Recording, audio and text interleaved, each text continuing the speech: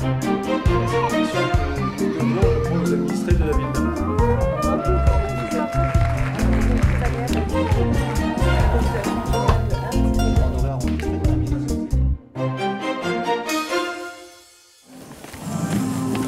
sans jouet. France Bleu Vaucluse vous attend ce matin au marché d'Apt.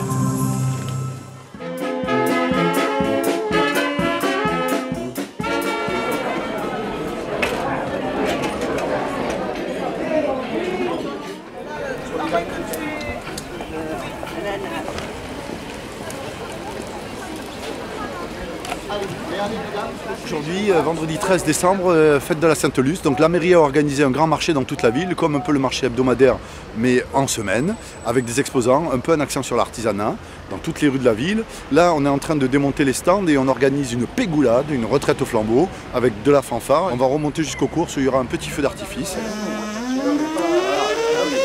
Soit vous chargez les instrus, soit on va manger, puis on revient. Ouais, je pense qu'on chargerait les instrus avant. Voilà, parce que le resto est juste à côté des voitures. Ouais. Okay. Donc là, en attendant, vous avez un peu du sucré, un peu de vin, avec modération, qui est un employé de la fonction publique. Cela va sans dire.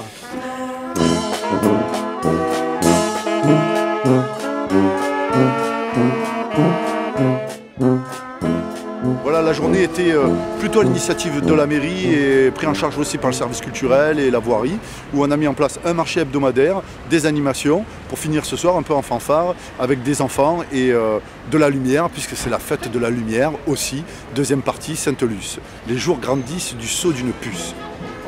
C'est ce que disent les anciens.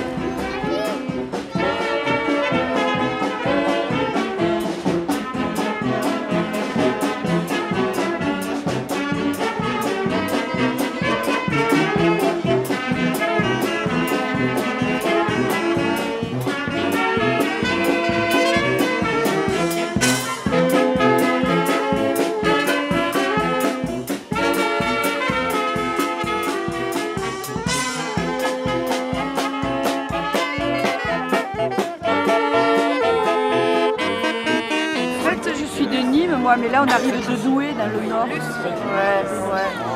On est parti d'une place, on a passé tout le centre-ville et puis on arrive ici. Et donc on avait les lampions, les enfants sont contents. Et là maintenant il va y avoir feu d'artifice. Si j'ai bien compris, je ne suis pas d'ici, mais c'est une tradition ici. C'est chaque année, ça se fait pour la Sainte-Luce, le 13 décembre.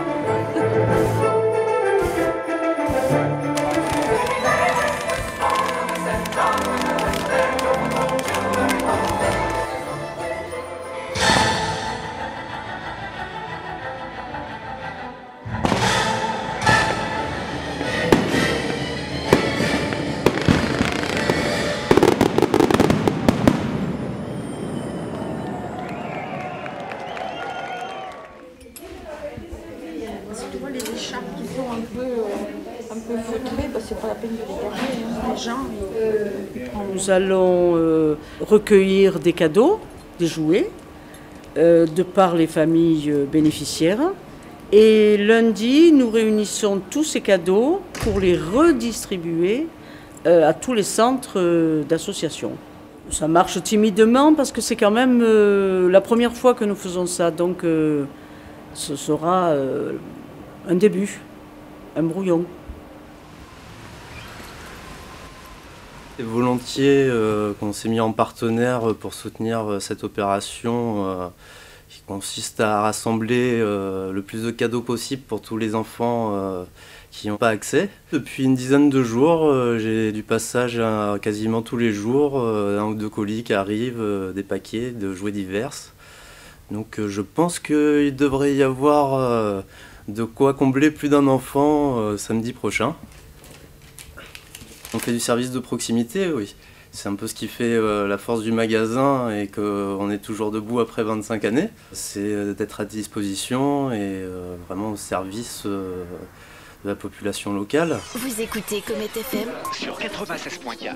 Plusieurs groupes à l'affiche de cette soirée. 3 groupes de l'école de musique d'Apt du conservatoire intercommunal. Un rayonnement intercommunal. Voilà. C'est avec plaisir et avec un grand honneur qu'on a accepté l'invitation de France Bleu Vaucluse à participer à la Fontaine aux jouets, événement qu'ils organisent chaque année, donc la collecte de jouets pour les enfants défavorisés. On a déjà beaucoup de jouets qui sont arrivés, donc là on est obligé de trouver des stocks pour aller les mettre. Les rencontres internationales, on avait des Australiens, on avait même je crois un Chinois, non, il y a 2 ans, ça vient du monde. on envoie des élèves de l'école. Voilà, c'est ça. Tous ces jouets pour notre opération Pas de Noël sans jouets. Pas de Noël sans jouets. France Bleu Vaucluse vous attend ce matin au marché d'Apt. Mais moi, cette année, c'est le président en exercice, puisque chaque année, un membre du club est président par ordre d'ancienneté. Donc il n'y a pas d'élection, tout le monde a la possibilité de l'être. Et comme ça, c'est la méthode la plus démocratique. Et là, en associant toutes nos forces, on a pu rajouter quelques cadeaux, peut-être du sapin de Noël pour les petits artisans. Ils ont été très généreux, je vois qu'il y a une grande diversité de cadeaux qui ont été apportés. On croit que les associations caritatives qui vont maintenant se charger de redistribuer le feront, j'en suis sûr, à l'échelle du territoire et pas forcément concentré que sur la ville. Je l'espère en tout cas, au vu de la générosité de tous ces gens qui sont venus des villages alentours pour participer à cette belle idée. Une belle idée qui se poursuit, bien sûr. Je vous rappelle, cet après-midi, il y a l'équivalent de ce que nous avons fait sur Apt, mais à Avignon. Ça prouve que quand même cette valeur chez les personnes d'aider reste quand même dans la nature humaine, d'aider son prochain.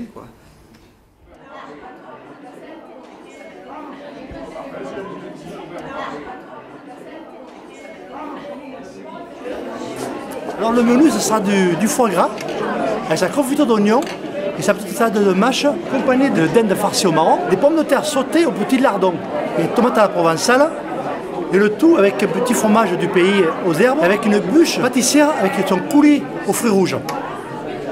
Voilà, le menu du repas de fin d'année du foyer Rustin. Le foyer logement François Rustin admet 90 lits.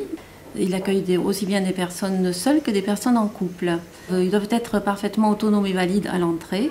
Autonome et valide ne doit pas systématiquement faire penser que cela doit avoir une fin. Au contraire, c'est un gage aussi de long séjour dans l'établissement. Donc c'est un établissement également à caractère social, c'est-à-dire qu'il peut très bien admettre les personnes à faible revenu, de par son conventionnement donc APL et aide sociale.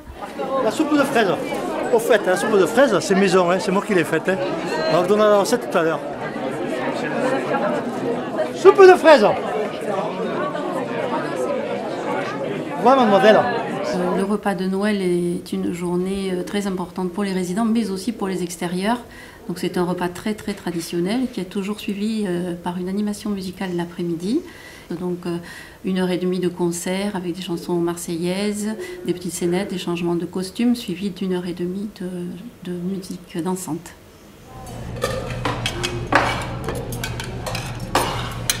Pour servir, nous sommes 3 femmes. Il y a les 2 cuistots, il y a le plongeur et la plongeuse. L'ambiance est bonne ? Très bonne, parce que, voilà, surtout avec moi, j'aime bien rigoler. On profite de ces fêtes de fin d'année et puis surtout de toutes les activités que l'on organise pour conserver ce lien qui unit ces personnes qui partagent un espace commun, des activités communes. Ce qui est essentiel pour les personnes âgées, c'est effectivement rompre l'isolement. C'est qui dit ça, l'officiel Forel. Forel. 2019, en français, le 4. Ce repas aussi, c'est aussi la présence de Monsieur le maire qui est toujours très apprécié, donc le président du conseil d'administration, ainsi que les conseillers municipaux et conseillers d'administration du centre communal d'action sociale. Cet après-midi va se poursuivre avec un bon moment récréatif. Je crois que vous pourrez apprécier les chansons qui viennent de Marseille, mais aussi peut-être faire quelques pas de danse. Je vois que les messieurs là-bas se sont apprêtés, ils ont serré leurs chaussures pour vous régaler, mesdames. Profitez-en.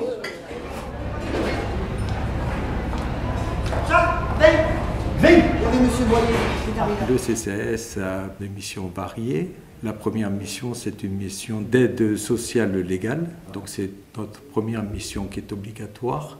La deuxième mission du CCAS, c'est l'aide sociale facultative qui met en œuvre la politique sociale de la ville. C'est par exemple l'aide aux bancs alimentaires, l'aide aux cantines pour assurer des repas équilibrés aux enfants des familles les plus défavorisées. Et ensuite, l'aide aux centres de loisirs pour donner éventuellement un encadrement socio-éducatif de qualité.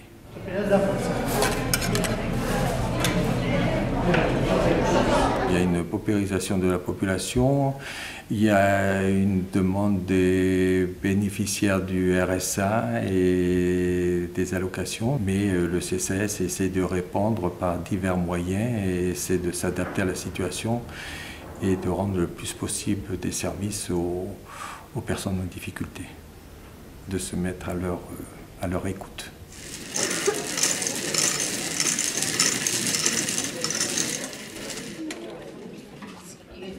C'est le numéro 17.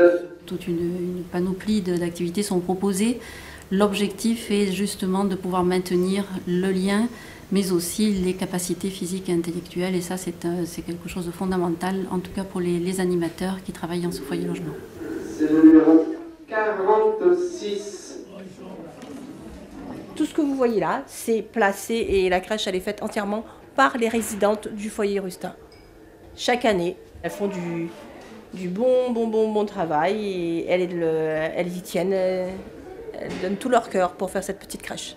Ce qui est très important ici, c'est le lien que les personnes peuvent acquérir ou retrouver lorsqu'ils viennent en foyer logement, puisque la plupart du temps, ils se sont retrouvés isolés à un moment donné, avec très peu de relations. Et ici, justement, c'est ce qui redémarre dans un cadre sécurisé, avec les ascenseurs également. Ça, c'est quelque chose qui donne tout son sens à cet établissement et qui est un gage de longévité en même temps. La soupe de fraises, écoutez, je vais la donner tout de suite. C'est du rosé, jus de fraise, fraises entières, du pulco, du sucre de canne. Le tout arrosé de rosé.